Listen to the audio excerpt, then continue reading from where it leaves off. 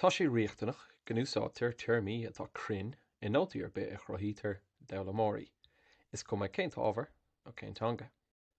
Tá sé chomh tábhachtach céanna go ndéantar an tuirmíocht sin a bhíonú ag leibhéalteanga a thuigeann na scoláirí agus a churann lena duiscint ar an ábhar agus lena seimhreas ag an am céanna. Chuige sin is múinteoirí le taithí go sonrach ar bhuaine I ngáil choláistí agus is scoileanna Gaeltachta a scríobhann nótaí Súil Siar. Tá gá le sanálaí chun an chorthaíocht ceart idir an tuiscint agus an teanga a bhaint amach. Sanálaí ábhar le tuiscint teanga, nó múinteoir le santaithí ar bhuaine trí Ghaeilge. Tagann na nótaí ar fad ar Súil Siar I bhfoirm cur láthair agus I bhfoirm seiclistí foghlama le nótaí scríofa. Leagtar béim ar na hochracail I ngach cinál nóta trí iad a scríobh I gló tram le béim bhreise curtha ortha trí gha láidir a úsáid.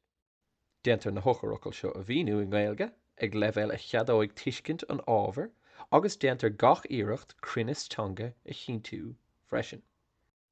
Ceadaí an sanálas ar múinteoirí dómh na tuirmí a úsáidtear sna scrúdathe stáit a bheithin úsáid mar ochracail ina gcuid nótaí.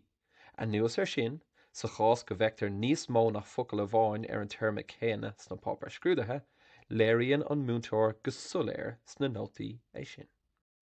Mar scoláire, má tá tuiscint agutsa ar na hochracail seo, beidh tús iontach curtha le chuid stadéir agat. Má tá tú ábalta iad a úsáid, a phlé, samplaí a chur leo agus léireoirí a tharraingt dómh, beidh tú ar bhain na muice ar fad. Tá sé mar phríomhsprioc a gcoinne ceiriú leat ar an mbóthar. Beir bua.